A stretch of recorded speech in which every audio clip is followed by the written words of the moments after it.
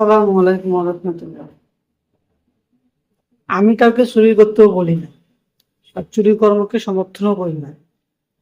আমি শুধু বলি সবাই ভালো থাকুক, বাংলাদেশের মানুষ সবাই ভালো থাকুক, যারা রাজনীতি করে তারাও ভালো থাকুক, ঠিক আছে, দুর্নীতি চাঁদাবাজি না করে, একটা সুস্থ ধারা রাজনীতি বাংলাদেশে চলে।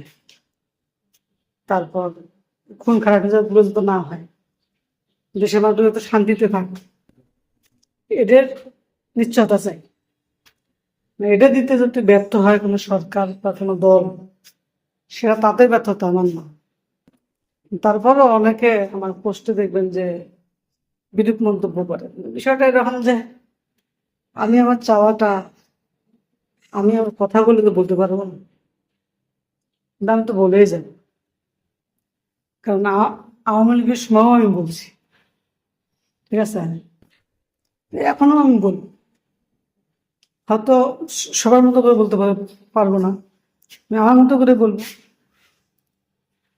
ঠিক আছে, বলেই যাই।